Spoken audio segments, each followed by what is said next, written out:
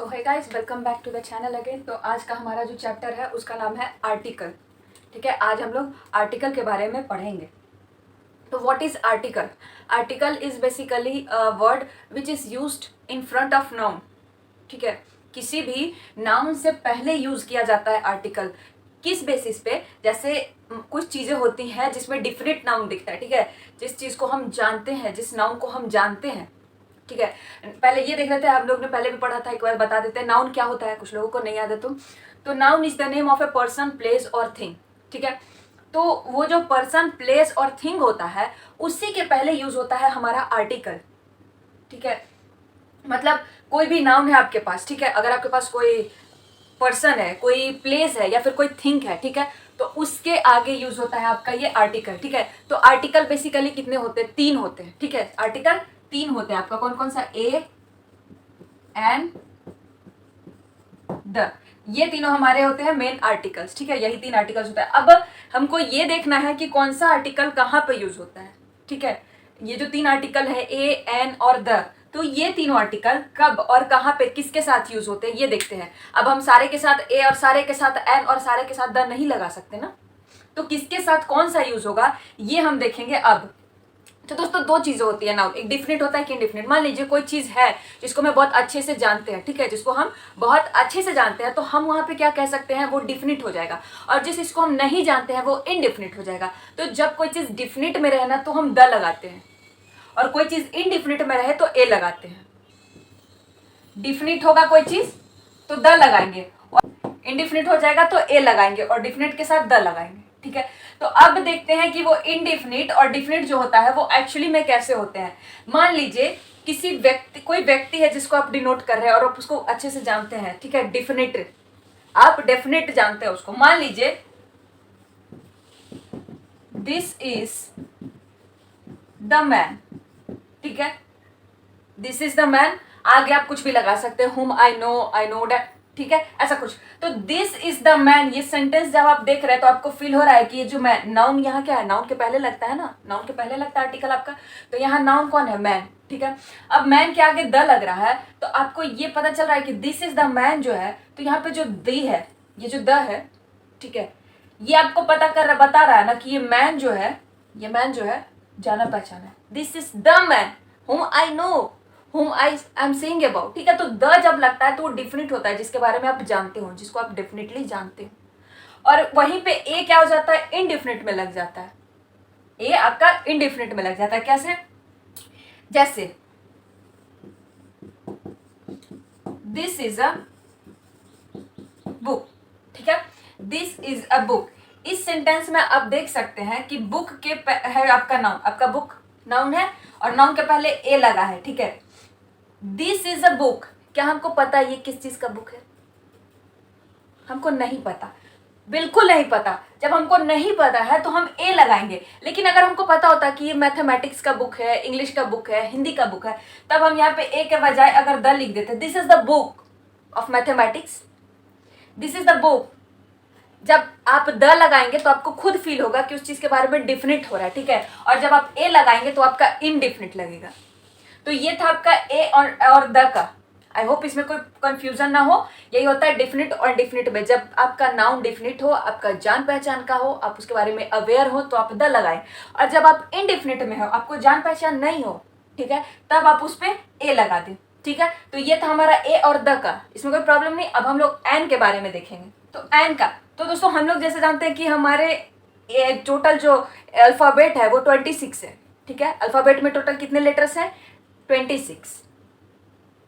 एक हो जाता है आपका वॉवेल में, एक हो जाता है कॉन्सोनेंट में, है ना। अल्फाबेट 2 टाइप्स में डिवाइडेड है, वॉवेल और कॉन्सोनेंट में। ठीक है, तो अब आप सोच रहे होंगे कि यहाँ पे वॉवेल और कॉन्सोनेंट का क्या काम? तो भैया है, बहुत काम है। वॉवेल कौन कौन सा होता है हमारे पास ये वॉवेल्स है 5। ठीक है, और कॉन्सोनेंट तो बी, सी, डी, जो भी आपका सारा। ठीक है, इसके अलावा ये 5 के अलावा बाकी 21 जो भी लेटर्स हैं वो आपका कॉन्सोनेंट है, और ए, ई, आई, ओ, यू वॉवेल है। ठीक है, तो वॉवेल जितने भी वर्ड में लगेगा, इससे जो वर्ड्स बनेंगे, इन सब लेटर से जो नाउन तैयार होगा, उस नाउन के आगे आपको एन आर्टिकल लगाना होगा। तो ये जो एन है वो हमेशा आपको वॉवेल से स्टार्ट होते हुए लेटर्स में लगता है। अब देखते हैं, मान लीजिए कुछ वर्ड्स ही हम लोग ले लेते हैं। आप ले लीजिए, ई से एलिफेंट आपका ले लीजिए, ठीक। एलिफेंट जो है आपका, तो एलिफेंट में ई लग रहा है आपका, तो आप यहाँ पे एन एलिफेंट लगा देंगे। ए से अगर हम कुछ ले लेते हैं, artist, this is an artist, he is an artist. A artist, the artist नहीं, यहाँ पे आपके पास वॉवेल है, वॉवेल से स्टार्ट होता हुआ आपका ये लेटर है, तो आप क्या लगाएंगे, एन आर्टिकल, ठीक है। अब ये तो हो जाता है कि आपके पास ये जो वॉवेल है आप इससे बना रहे हैं तब, लेकिन कहीं कहीं कुछ ऐसे एक्सेप्शन वाले वर्ड्स हैं, कुछ ऐसे एक्सेप्शन वाले लेटर्स हैं जिसमें कि आपको एन यूज करना पड़ता हो, बशर्ते कि उसमें फिर, जबकि आपको उसमें ये वॉवेल नहीं मिलेगा, ठीक है, वॉवेल नहीं मिलेगा फिर भी। उसके रीजन क्या है हम लोग देखते हैं। एक वर्ड लेते हैं हम लोग, ऑनेस्टी, ऑनेस्टी, ठीक है। इसमें भले ही आपका फ्रंट में एच लगा हो, इसमें हमारा फ्रंट में एच लगा हो, ठीक है, एच है, लेकिन इसका प्रोनाउंसिएशन हम लोग क्या कर रहे हैं, ऑनेस्टी, ऑनेस्टी। हम लोग प्रोनाउंस किससे कर रहे हैं, ओ से कर रहे हैं, राइट। तो ऑनेस्टी जब हम प्रोनाउंस, जैसे हिंदी में भी आपने पढ़ा है वर्णमाला, इंग्लिश में हमने अल्फाबेट और हिंदी में वर्णमाला, ठीक है, तो उसमें हमने स्वर और व्यंजन अलग अलग पढ़ा है, राइट। तो स्वर क्या हो जाता है, स्वर होता है अ आ ई ए ओ ऐसा वाला जो भी होता है स्वर होता है।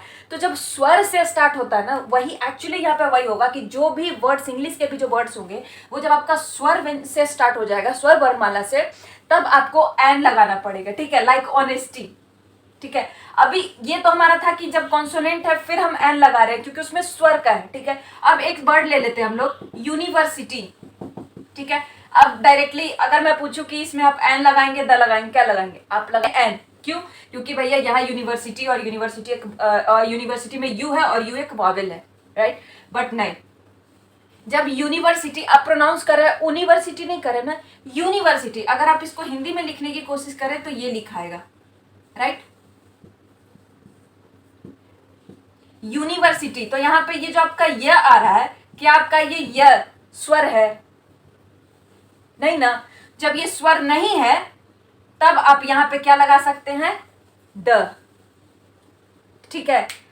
यही फर्क होता है क्या चीज में, वॉवेल और कॉन्सोनेंट में, और उसके अलावा नन वॉवेल और नन कॉन्सोनेंट में। तो एन को जब भी यूज करना है ना, तो बस इतना सा याद रखना कि जब हिंदी वाले स्वर से जो भी वर्ड से स्टार्ट होंगे इंग्लिश के, उसमें आपको एन लगा देना है, ठीक है, चाहे वो कॉन्सोनेंट से क्यों ना हो, लाइक ऑनेस्टी और कुछ हो जाते हैं। और अगर आपका कुछ वर्ड्स होगा जिसमें व्यंजन रहेगा, ठीक है, जिसमें आपका व्यंजन रहेगा, पर वो वॉवेल से स्टार्ट आपका व्यंजन रहेगा, और उसका प्रोनाउंसिएशन जब आप स्टार्ट करेंगे, यूनिवर्सिटी की तरह है तो वो वॉवेल, लेकिन उसका प्रोनाउंसिएशन में आपको व्यंजन मिल रहा है, वॉवेल होने के बाद भी जब प्रोनाउंसिएशन में व्यंजन मिल रहा है, वहां पे एन यूज नहीं करेंगे, ठीक है। तो जहां पे आपको स्वर मिले आपको एन यूज करना है, और जहां का प्रोनाउंसिएशन व्यंजन मिले आपको एन नहीं लगाना है। तो अब हम समझ गए कि ए, एन और द कहाँ लगाना है।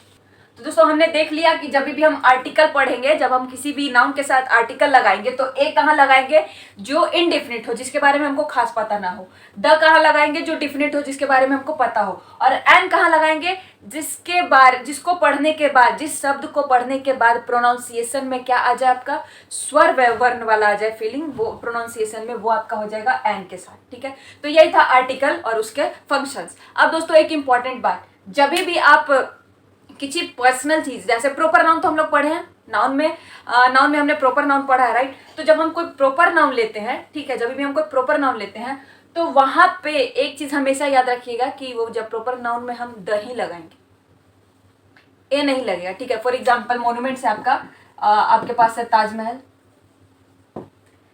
ठीक है, ताजमहल के साथ आप ए नहीं लगा सकते, ताजमहल के साथ आपको द ही लगाना होगा। तो ऐसे जो मोन्यूमेंट्स हैं जो सिर्फ एक है, ऐसे मोन्यूमेंट्स या कोई जगह, आगरा, ये सब जो होता है, ठीक है, एन आगरा आप बोलेंगे नहीं ना, या फिर किसी कंट्री का नाम, ठीक है, जब भी कोई कंट्री का नाम भी आप लेंगे तो उस कंट्री के नाम के आगे आपको द ही लगाना होगा, ए नहीं।